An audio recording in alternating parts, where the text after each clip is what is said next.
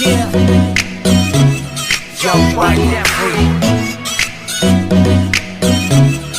We going to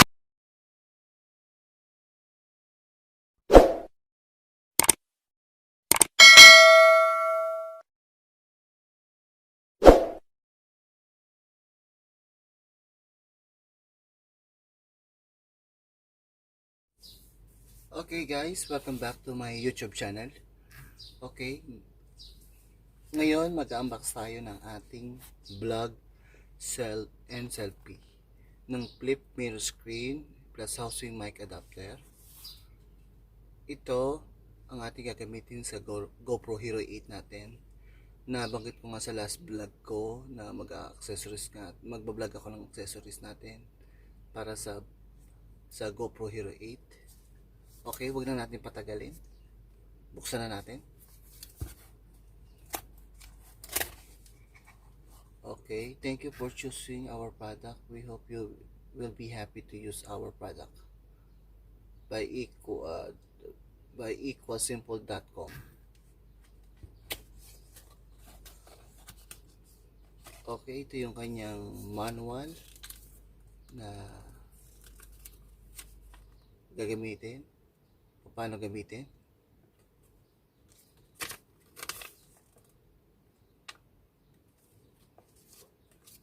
Buksan na natin siya.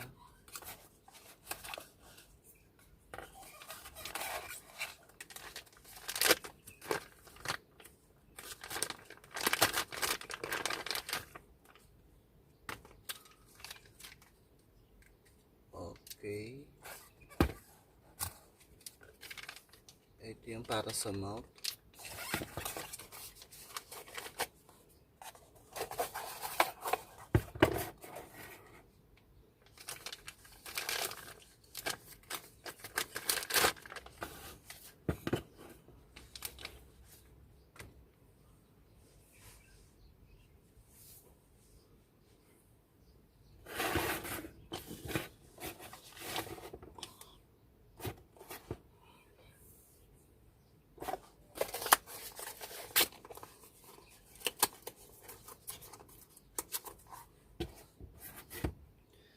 Meron tayong lumang tripod na ginagamit natin.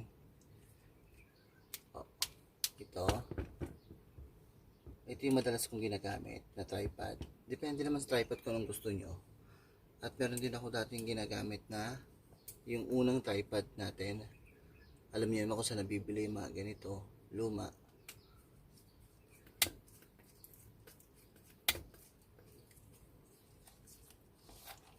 Guys, ito yung ating GoPro Hero 8.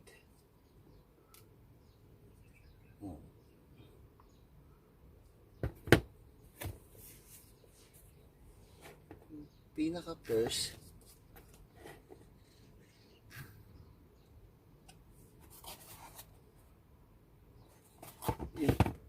yung ating flip mirror screen.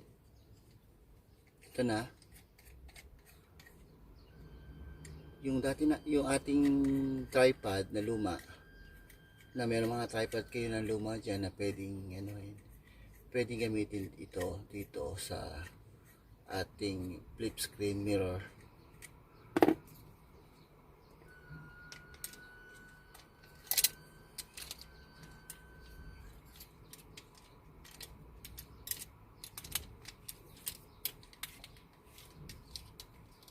Yan, okay.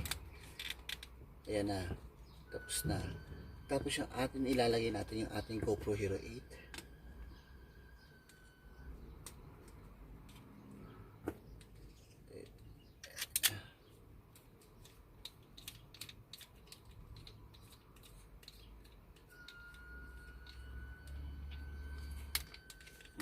Ayan na. Meron na tayong pa-vlog. Okay siya. Tapos yung ating flip screen mirror, bubuksan natin.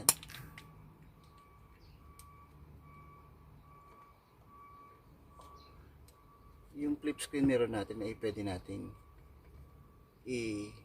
i-slant natin ng pagganon kapag gusto mo makita yung bibidyohan mo o sarili mo. Tapos luwagan mo lang para maano mo siya, ma-adjust mo kung ano yun.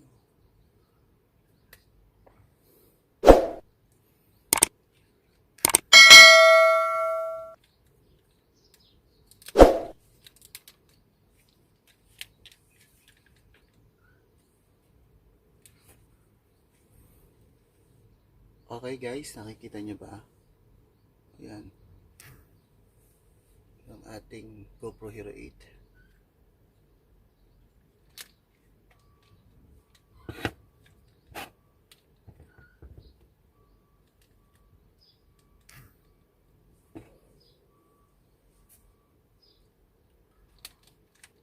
Pwede na tayo mag-vlog, diba? Kung ayaw nyo may mirror, okay lang. Ganyan lang siya. Pero syempre, pag gusto nyo mag-vlog na sa labas at wala nga kayong screen, ayan, pwede.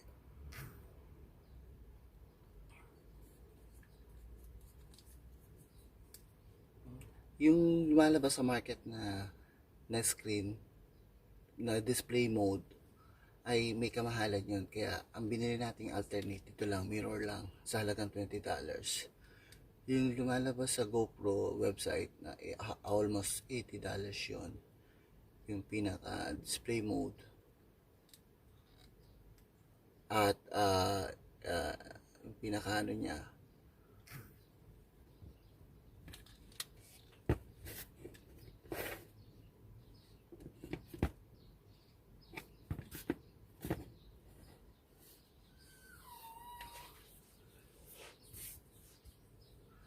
sunod naman nating gamitin yung housing for mic adapter.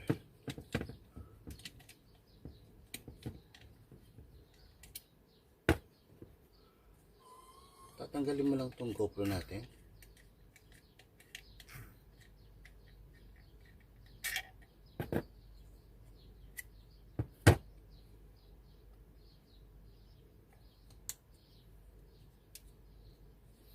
Yung pinaka part nito sa gitna tatanggalin para may lipat natin dun sa pinaka second housing natin na accessories.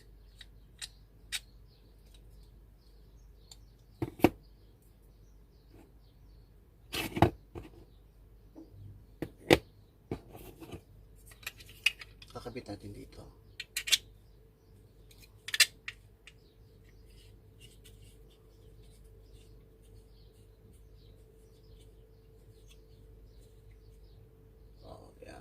Tapos lagyan natin GoPro natin.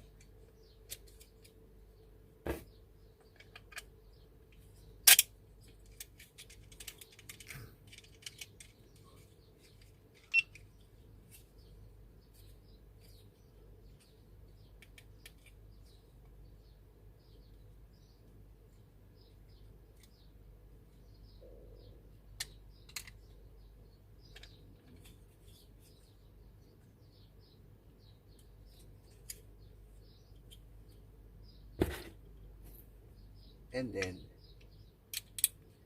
lalagay pa rin natin to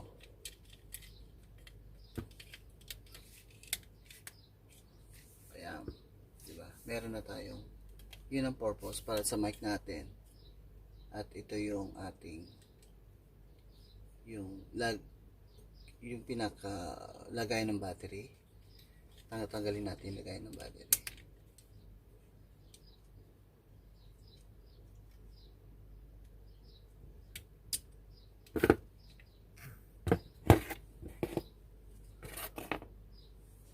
Meron tayong pinaka mic na ilalagay natin pag tayo magpo-vlog, diba? Ito yung pinaka mic ko lang. Mahaba to, hindi ko lang pinahabaan lang. Dahil ito yung may clip, dito natin siya ilalagay. Yung iba kasi malaki yung mga mic nila, yung nabibili nila sa market. Sa online, yung Rode ang pangalan. Tapos dahil nga ito ay jack na pinaka Pero tayong extension na USB type. Ilalagay natin siya rito. Ayan. Tapos saka natin siya ididikit. O, ayan na. Pwede ka na makapag-vlog.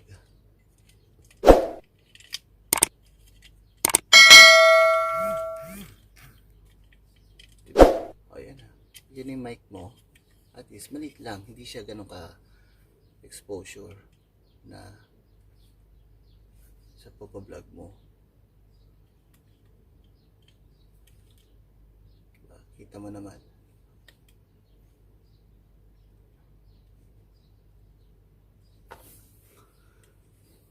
Ito na yung ating setup natin sa ating GoPro Hero 8. Meron akong extra jack para dito. Yun nga lang yung pinaka GoPro mo, medyo exposed, kita yung battery. May nabibili siya dito sa online na pinaka cover na dito at may butas. Hindi ko lang alam kung ano pangalan yung parang something na Ulanzi yung brand. May kamahalan din, kaya kumbaga temporary ka magbablog, ito na yon. Tapos ito na yung mic natin. And then salamin. Okay na. Pwede na tayo mag-vlog. Anytime. Kung meron kayong mic adapter, pwede din dito.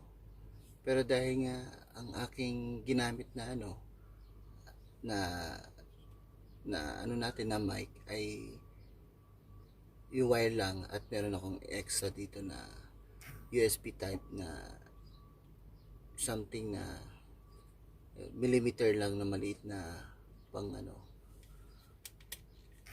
microphone natin for vlogging. Ito yung madalas na gagamitin natin halos sa pagbablog natin.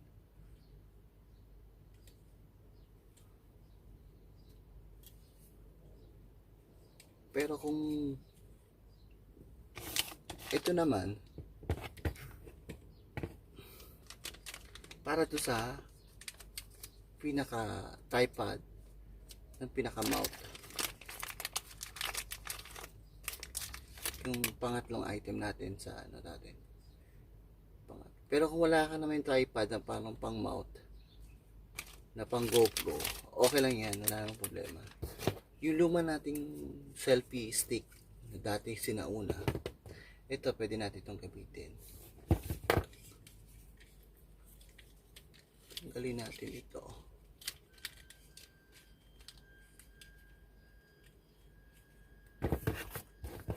Ito pwede natin lagay natin dito.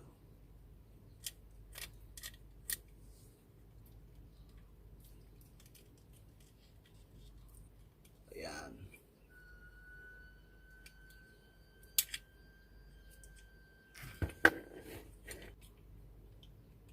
Yung luma natin tripod o selfie stick ay pwede natin ipahabain kaysa doon sa una. Ito yung ating tripod ng una. Ayan. Yan ang purpose niyan. Ba, ang haba. Kapag ito yung ating ginamit, kita mo naman, di ba? Siya. Talagang for vlogging talaga ang ating setup. Gusto mo ganyan lang, okay.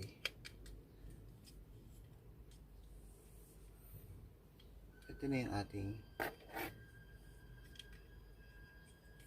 setup ng ating GoPro Hero 8. Ito lang yung mga ginagamit ko usually na kung anong meron ako.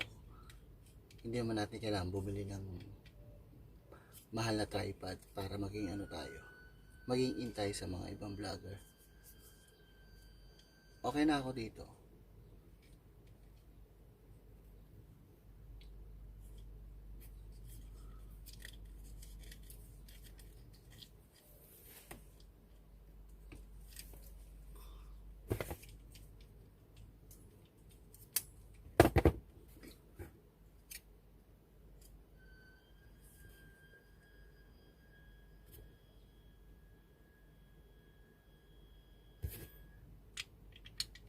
Okay guys?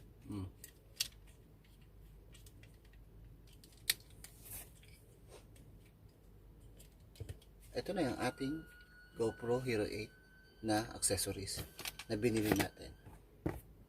Kung nagustuhan nyo guys ang ating unboxing, huwag nyo kalimutan mag-like, mag-comment,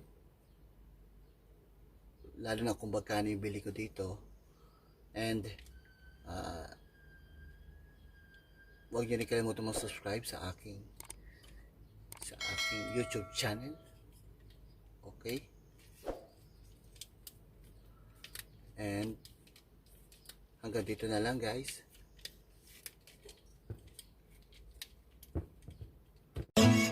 Yeah.